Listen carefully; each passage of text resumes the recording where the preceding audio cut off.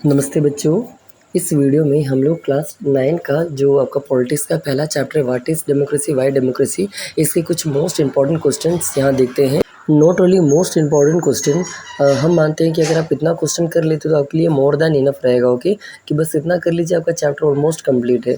तो चलिए एक एक करके सवाल की ओर बढ़ते हैं और समझते हैं, और इसका आंसर्स भी हम आपको कुछ कुछ हिंट देते चलेंगे। ओके, सबसे पहला सवाल, डिफाइन डेमोक्रेसी। तो इसका आंसर जो है आपके एनसीईआरटी में दिया गया है बोल्ड करके, जिसमें लिखा गया है कि democracy is a form of government in which the rulers are elected by the people. तो ये था पहला सवाल का आंसर। दूसरा, write four features of democracy. NCERT में आपका आंसर ये दिया गया है कि मेन फीचर्स क्या क्या है, जैसे कि वन वोट वन वैल्यू, जैसे कि फेयर पॉलिटिक्स होना चाहिए, फेयर इलेक्शन होना चाहिए, जैसे कि मैल प्रैक्टिसेस को हटाना चाहिए और इक्वल वोटिंग वैल्यूज़ होना चाहिए। तो इस तरह आपको कुछ 4 फीचर्स दिया गया आपको, वो एनसीईआरटी में लिखा गया है, वहाँ से देख लीजिएगा। ओके, नेक्स्ट है कि state any 4 points in support of the. ये 2 सवाल आपसे कंफर्म पूछेगा, तो मतलब जैसे कि या तो आपसे फीचर्स पूछेगा, या तो आप डेमोक्रेसी को क्यों सपोर्ट करते हो इसका कुछ रीज़न बताइए, या आप डेमोक्रेसी के अगेंस्ट में क्यों खड़े हो इसका रीज़न बताइए। तो ये आपके कुछ मोस्ट इंपॉर्टेंट सवाल से एनसीईआरटी में ये इवन हेडिंग टाइप दिया गया, आप वहाँ से ये कवर कर लीजिएगा। ओके, अगला है what is legal framework act 2002।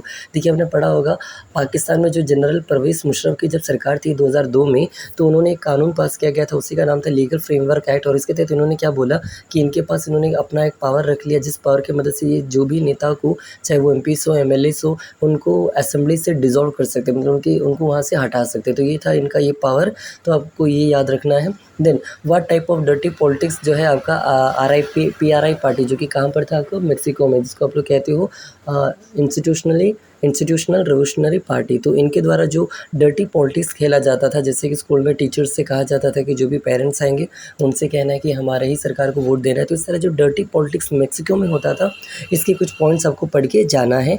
Next है जिम्बाब्वे नाम का एक देश था, यहाँ पर भी कुछ प्रॉब्लम था, जैसे कि आपने कहीं पढ़ा होगा रॉबर्ट मुगाबे नाम का एक प्रेसिडेंट थे, जो कि वहाँ पर बहुत सालों से राज करते थे, और उन्होंने भी कुछ पॉलिटिक्स डर्टी वे में किया था। जैसे कि वो चाहते थे कि जब वो रिटायर होंगे तो उसके बाद उनकी वाइफ जो है उनको वो प्रेसिडेंट बना दे, और ये ज़ानू पीएफ नाम के पार्टी से बिलोंग करते थे। तो ये स्टोरी भी आपको पढ़ना है जिम्बाब्वे वाली, वो अब ज़रा देख लीजिएगा। ओके, नेक्स्ट है आपका एक्सप्लेन इलेक्शन इन चाइना में इलेक्शन कैसे होता है, क्या वहाँ पर पीपल के पास रियल चॉइस होता है या नहीं होता है। तो इसका आंसर था, आपने पढ़ा होगा जो चाइना का पार्लियामेंट है, जिसको नेशनल पीपल कांग्रेस कहा जाता है, वहाँ पर कुछ 3000 मेंबर्स होता है, उनका ही जो डिसीजन होता है वो फाइनल होता है, वही प्रेसिडेंट को चुनते हैं।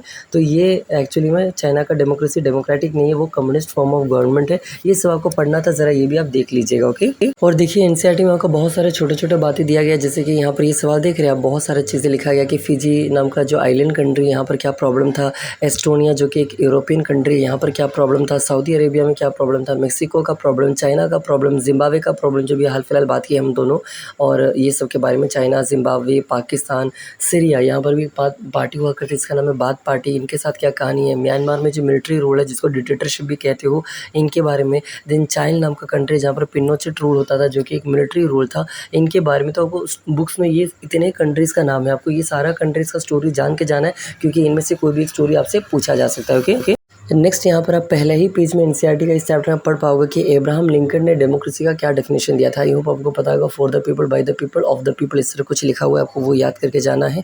उसके बाद ये डेमोक्रेसी जो वर्ड है ये कहाँ से आया, तो ये भी आपके एनसीईआरटी का पहला पेज में इस चैप्टर में दिया गया है कि डेमोक्रेसी जो है ग्रीक वर्ड से आया है, जिसमें डेमोस का मतलब पीपल होता है एंड क्रेशिया का मतलब रूल होता है। उसके बाद आप यहाँ देख पाओगे कि लास्ट क्वेश्चन है, after how many years elections are held in Mexico. तो हमेशा 6 साल बाद यहाँ पर इलेक्शंस होता है, ये याद करिएगा। और एक सवाल जो यहाँ पर हम नहीं लिखे हैं वो है, what is the broader meaning of democracy. Democracy केवल एक फॉर्म ऑफ गवर्नमेंट नहीं होता, इसका एक बहुत ही हाई लेवल का एक मीनिंग भी होता है, जिसको हम लोग कहते हैं broader meaning of democracy. NCERT में 2 पॉइंट दिया गया, प्लीज़ ये 2 पॉइंट को भी याद करके और पढ़ के जाइएगा। ओके, तो बस इतना ही इस वीडियो के लिए। This are some of the most important questions and most important answers, जो कि आपको याद रहना चाहिए। अगर आप इतना कर लेते हैं आपके लिए मोर देन इनफ रहेगा। ओके, तो आई होप वीडियो आपको अच्छा लगा होगा, अगर अच्छा लगे तो सब्सक्राइब कीजिएगा। थैंक यू, बस इतना ही।